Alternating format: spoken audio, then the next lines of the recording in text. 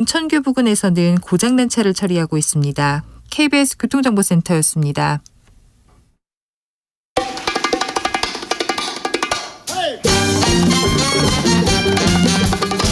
지금 우리가 꼭 알아야 할 뉴스, 평범하지 않게 선입견 버리고 깊게 넓게 분석해드립니다. 사건의 지평선. 사건의 지평선 출발합니다. 주진우 라이브 이슈팀장 김한 한결의 기자. 안녕하세요. 법조팀장 손정혜 변호사. 안녕하세요. 손정혜입니다. 네.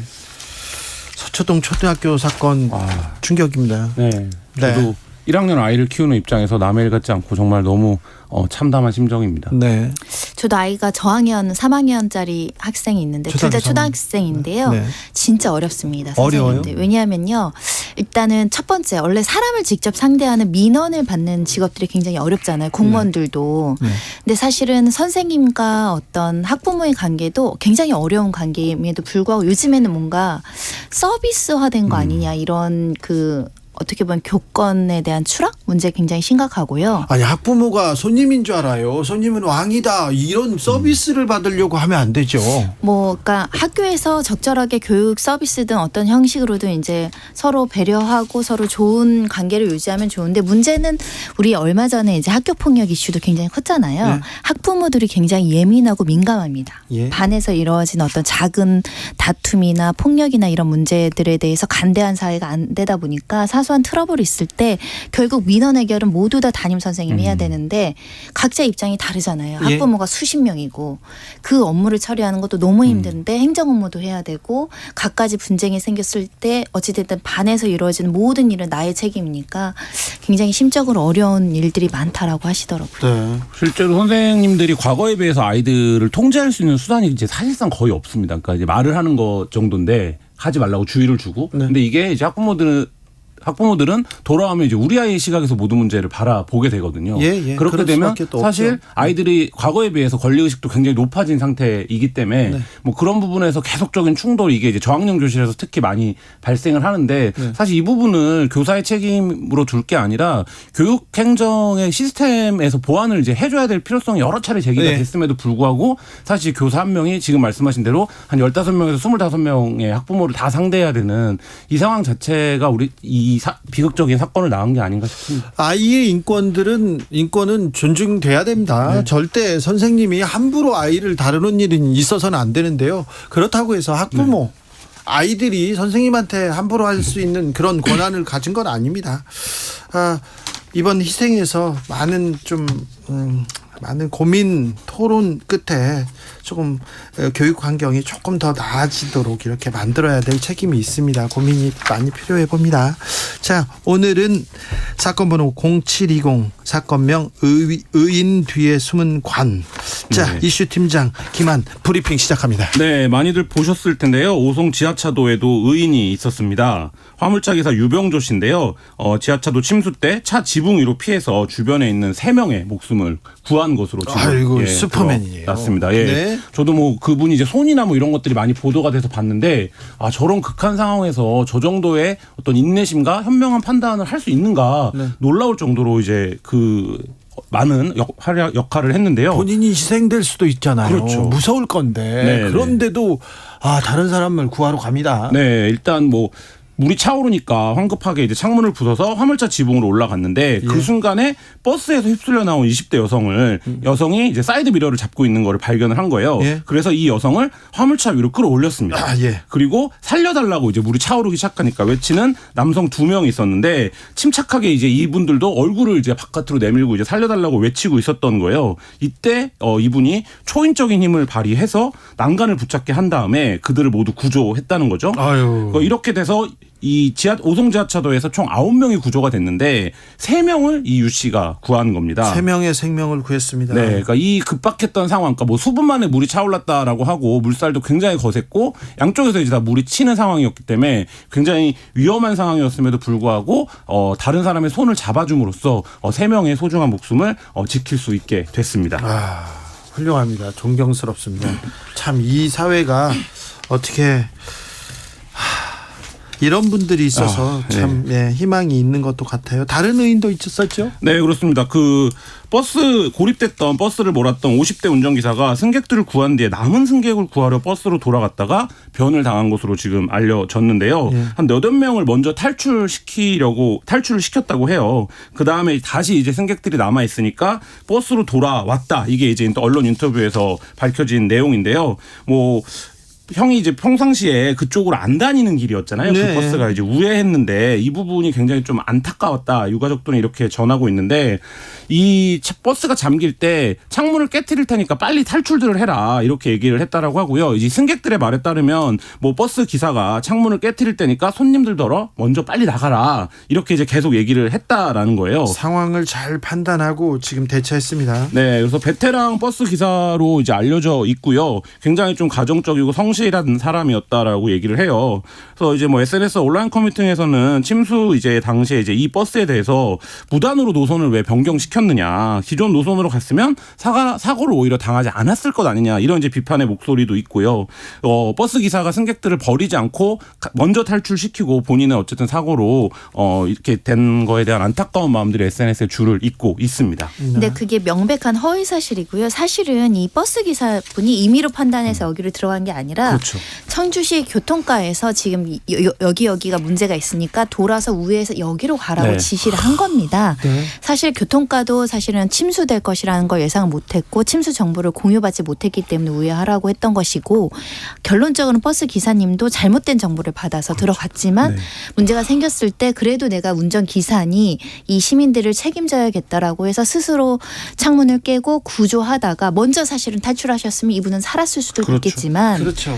이분은 정말 어찌됐든 승객들을 먼저 생각했던 분 같고요. 이 운행했던 이 버스 노선은 원래 베테랑만 몰던 버스고 여기 평소 타셨던 시민들이 있을 거잖아요. 이분들이 추모하면서 항상 친절하게 대해줬던 기사님이라고 제가 볼 땐 굉장히 사명감과 책임감을 가졌던 분 같습니다. 아니, 충청북도에서 청주에서 네. 조금만 더 성의 있게 일했었더라면 내가 간다고 상황이 달라질 거 아니다. 그런 생각으로 있었으니까 이렇게 피해가 커진 거죠. 참 안타깝습니다. 그런데 나만 괜찮으면 돼. 개인주의가 만연된 현대사회에서 이렇게 경종을 울리는 의인들은 네. 생각보다 많아요. 네, 선한 마음들 굉장히 많습니다. 우리가 사실 용감한 의인들이라고 네. 말하는데요. 초인종 의인도 있습니다. 초인종이요? 고 안치범 씨인데요. 2016년 9월 9일이었고 빌라에서 이제 불이 났고요. 본능적으로 본인은 건물 밖으로 탈출했습니다. 근데 보니까 건물에 이미 이제 화재가 시작되고 있는데 주민들이 안 나온 거죠. 네. 그래서 본인이 스스로 들어가서 초인종을 누르면서 주민들을 하나하나 깨워서 대피시켰고요. 그래서 이 20가구 주민들 모두 목숨을 건졌다라고 하는데 문제는 이 안치범 씨는 여러 번 들어갔다 나왔다 하는 과정에서 끝내 빠져나오지 못했고요. 질식해서 옥상 문 앞에서 쓰러진 채 발견됐고 결국 세상을 떠났는데 이 빌라 20가구의 주민들의 생명을 지키기 위해서 본인을 희생한 사람입니다. 네. 다른 이제 안치범 씨. 또 다른 호루라기 의인도 있는데요. 거제 대우조선해영 오포조선소에서 근무했던 고 장숙희 씨입니다. 그러니까 사고 당시에 이제 어떤 불이 나는 장면을 목격하고 호루라기를 불면서 계속 불이 났다라고 외치면서 공장 안에 있던 이제 노동자들을 밖으로 대피를 시켰다는 건데요. 당시 이 불이 났을 당시에 130여 명이 그 일을 하고 있었는데 탱크 내부에서 불이 났음에도 불구하고 2명이 숨지고 6명이 중경상을 입는 것에 그쳤습니다. 이 일이 이제 이 고 장숙희 씨가 현장을 돌아다니면서 호루라기를 불면서 대피하라라고 외친 덕인데 이 사건에서도 안타깝게 장숙희 씨는 목숨을 잃었습니다. 네. 사실은 이런 사례들이 굉장히 많습니다. 우리가 세월호 사건 네. 때도 네. 스스로 친구들한테 구명조끼를 준다던가 그렇죠. 선생님들도 또는 네. 기간제 교사들도 아이들 구하기 위해서 아이들 먼저 대피시켜. 예, 탈출 못하시고 이제 사망에 이르렀던 사건도 많았고요. 특히 미성년자 의인도 많았습니다.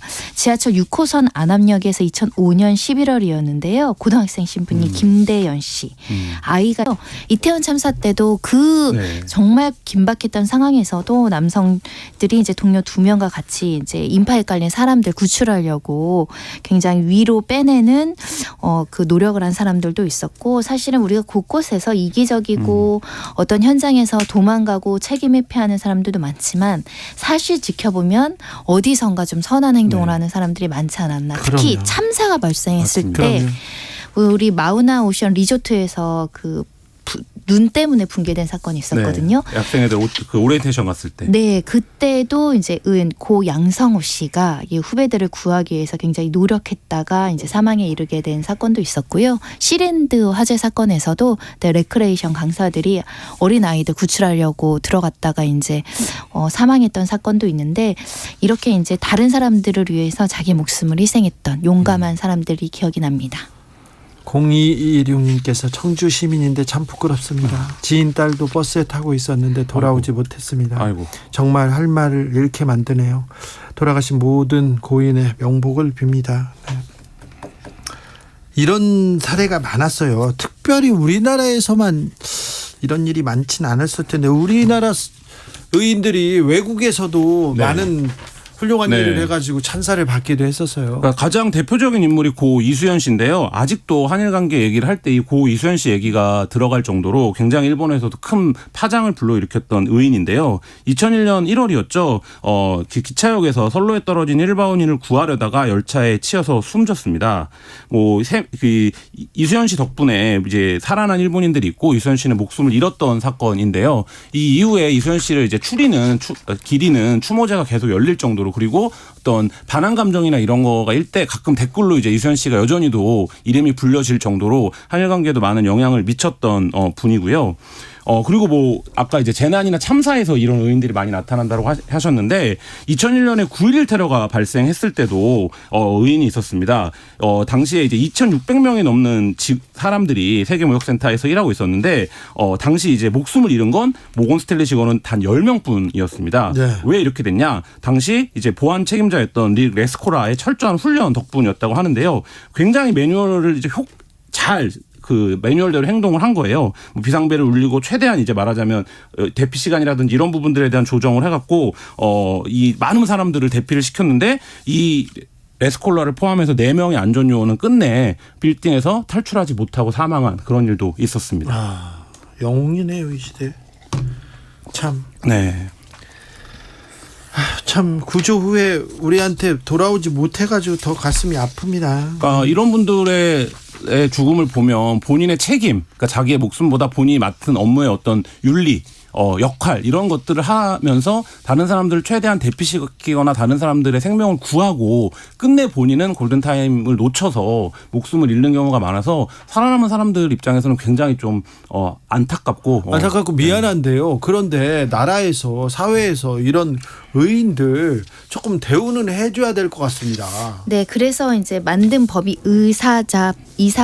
의사상법인데요. 이 네. 법은 뭐냐면은, 그러니까 직무 외에 원래 직무로 구호 조치를 해야 되는 직업을 가지신 분들 이외의 사람들이 위험에 처한 사람을 구조함으로 인해서 이제 희생을 했을 때 이 예우해주고 배상해주고 보상해주는 법률이라고 말씀드릴 수 있는데 예를 들면 강도 피해나 절도 피해자들을 이제 체포하다가 또는 이 사람들 구하다가 이제 희생됐을 경우에 거나 사고 아까 지하철 차고나 이런 데에서도 구조행위를 하는 경우 또는 천재지변 때 구조행위를 하는 경우 모두 포함되고요.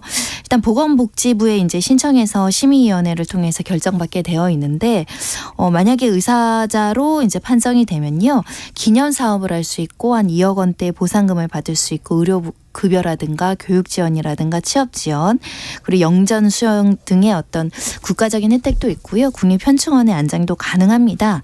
다만 이게 이제 좀 현실적으로 좀 엄격하게 인정이 되는 경우가 있어서 좀 실무적으로 좀 문제가 되고 오랜 기간에 걸쳐서 의사장이 인정이 된 사례들이 있는데 대표적으로 우리 세월호 때 이제 많은 의원들이 있었지만 인정 못 받았다가 수년이 지나서 인정받은 사건도 있었고 특히 이제 조현병 환자로 인해서 이제 죽음에 이르게 된 선생님 같은 경우도 처음에는 거부가 됐다가 행정소송을 통해서 의사자로 인정된 사례가 있었는데 그만큼 우리 숨은 영웅 등 영웅들의 희생에 대해서 국가가 좀 적극적으로 예우해주고 지원해줘야 되는데 아직까지는 좀 기본적인 것만 인정되고 있는 상황입니다. 세월호 참사 때 네. 비정규직 계약직 선생님들이 있었어요. 네. 근데 계약직이란 이유로 의사자 그리고 각종 혜택을 받지 못하는 걸 보고 와 죽어서까지 비정규직은 고통받는구나 안타까웠어요. 네, 그 당시에 이제 교사들 같은 경우는 직무 수행 중에 어떤 순직이 인정돼서 순직한 경우에 갖가지 이제 유족들에 대한 어떤 지원이라든가 보상이 있었는데 기간제 교사들은 그 혜택이나 그 지원을 받지 못해서 어떻게 보면 동등한 상황에서 동등한 업무와 동등한 구호 조치를 하면서 희생이 됐는데 왜 이것은 배제돼야 되느냐 이런 문제가 있었고요. 국가가 그러면 안 되죠. 네, 국가가 해야 할 일을 미처 하지 못해서 사실은 많은 희생이 따랐던 사건이기 때문에 국가의 어떤 의무가 좀 방기됐다라는 측면이었는데요. 나중에는 조금 다 구제가 되긴 했습니다. 특히 민간 잠수사들이 초기에는 무조건 들어가서 구조하고 무조건 업무를 협조를 하면 굉장히 지원해주고 예우해줄 것 같았지만 이 사안이 끝나고 나서는 정말 열악한 환경에서 잠수사들이 각종의 질병에 시달렸던 경우가 있었거든요. 김관홍 잠수사. 네, 맞습니다. 그래서 뭐 정신적인 트라우마도 엄청났을 뿐만 아니라 개인적인 어떤 질병 치료라든가 정신과 치료라든가 이런 것들에 대해서 좀 미비해서 많은 문제가 있었는데 뒤늦게 이제 뭐 2년이 지나서 법 개정이 돼서 이제 보상을 받을 수 있었는데 그 2년 동안 얼마나 참담한 심정이었을지 국가에 서운했을지 상상해 보더라도 매우 아쉬운 지점입니다. 저도 당시에 취재할 때 이제 만나본 분들 얘기를 들어보면 이거를 이제 신청을 하러 가면 대뜸 자격 얘기부터 한다는 거예요. 그러니까 이게 아까 말씀하셨지만 직무 외가 중요하기 때문에 이 사람의 직무를 법적으로 어떻게 이제 규정할 수 있는 업이냐. 그래서 자격 얘기를 하고 그 다음에 이제 의상자들 같은 경우에 다치신 분들 근거를 이제 확보해 오라고 하는데 유가족이 예를 들어서 아까 잠수사 얘기도 하셨지만 그 수색 작업을 하다가 사망했다라는 거에 대한 인과관계를 의학적으로 유가족이 입증해야 되는 구조였던 거예요. 그러니까 그런 부분들에서 유가족들이 굉장히 어렵죠. 좀 힘들어 했었습니다. 그때 민간 잠수사들이 어떤 일을 했냐면요. 그 칠흑 같은 그 진흙 뻘 바다에 들어가서 거기에 이제 희생된 희생자들을 이렇게 수습하는 과정이잖아요. 저는 그때 현장에 있었던 변호사님 이야기를 들었는데 한동안 정신적인 트라우마 때문에 변호사 활동 못했습니다. 왜냐하면 그 시신을 보는 것만으로도 시신이 하나가 아니잖아요. 더군다나 바닷속에 오래 있었던 시신이기 때문에 엄청나게 이제 부패되어 있던 상황인데 그걸 일일이 바닷속에서 건져낸 것이 국가의 어떤 공무원들이 아니라 우리 민간 잠수사들이 협조 없었으면 불가능했을 텐데 예를 들면 사람을 내가 5명을 살렸단 말이에요. 근데 내가 정말 중상해를 입었거나 죽었어요. 그러면 그 목숨이라는 걸 돈으로 계산할 수는 없지만 이 의사장법, 제가 발음이 잘 안 돼. 의사자에 대한 예우 등에 관한 법률인데요. 그래서 보상금만 2억 남짓이에요. 이게 사실은 돈으로 매길 수 없는 가치와 희생을 한 거거든요. 근데 이것도 인정을 굉장히 엄격히 하는 현실이 조금 이런 데 예산을 써야 되는 거 아닌가. 가면 희생자들이 온전한 상태가 아니에요. 그런데 수습해 옵니다.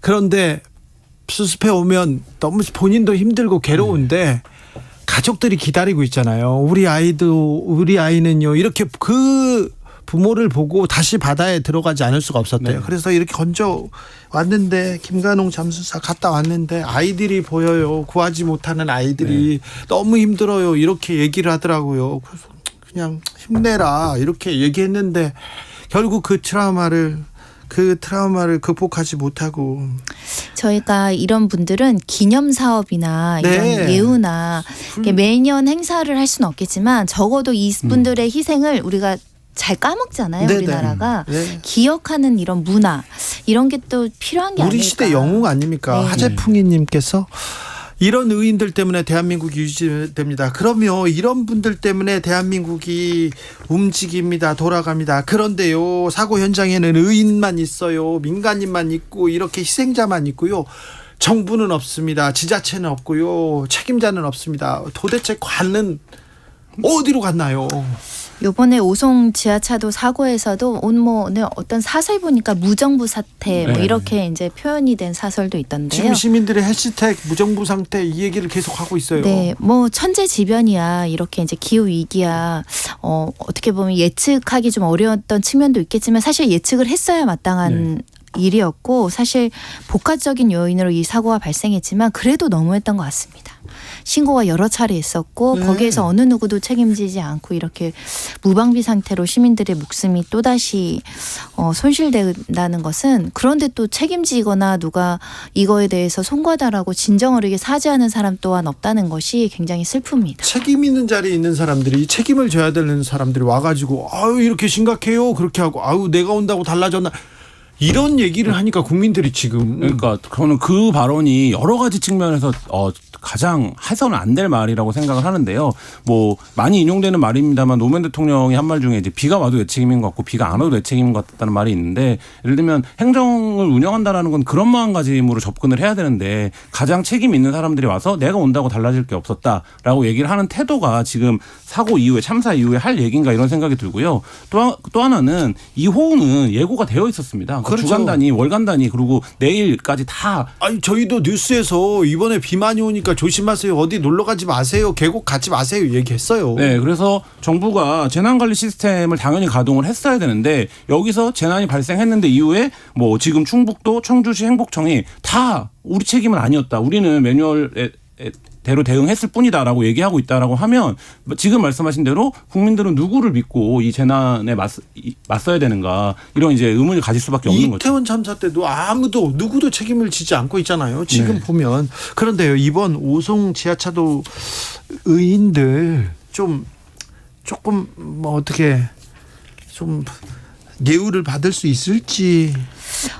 저는 가능하다고 봅니다. 우리가 그래도 적극적으로 이런 참사에 있어서 구조 조치를 한 사람들, 생명을 구한 사람들에 대해서는 그래도 인정하려고 하는 것이고, 또 법원으로 가서 적극적으로 구호 조치를 하고 생명을 구했고 피해를 줄였다고 인정되면 인정이 되는 경우들이 꽤 많아지고 있기 때문에요. 네. 당연히 국가가 해야 할 일을 민간이, 개인이 책임 없이, 그러니까 의무 없는 사람들이 나서서 그 물살에 들어가고 사람 손 잡고, 예, 그런 부분에 있어서는 충분히 인정이 돼야 되고요. 근데 행정적으로 인정되는 게 그분들한테 아주 크지 않을 수 있습니다. 오히려 민간에서 시민분들이 잊어버리지 않고 예. 오래 기억해주고 그래야 또 재발 방지가 되기 때문에 그런 시민사회의 노력도 좀 있어야 될 것 같습니다. 0328님께서 왜 정의로운 사람이, 용기 있는 사람이 희생당하고 고통받아야 하나요? 그들의 숭고한 정신을 잊지 말아야 합니다. 얘기합니다. 의인에게 기적을 바라지 말아야죠. 의인이 필요 없는 세상이 와야죠. 책임이 있는 사람들. 맞습니다. 의인 뒤에서 숨지 말고 정부가 역할을 해야죠. 시스템이 작동을 하면 되는데 시스템이 부재하거나 미비한 상태에서 의인이 늘 나타난다는 점 꼭 네. 기억했으면 좋겠습니다. 이수연 씨는 선로에 떨어진 분을 도와주려고 이렇게 뛰어들었는데요. 그 일본인과 같이 이렇게 안타깝게 사망했었어요. 참. 의인에 대한 얘기를 해봤습니다. 김한 기자, 손정혜 변호사, 오늘도 감사했습니다. 네, 감사합니다. 감사합니다.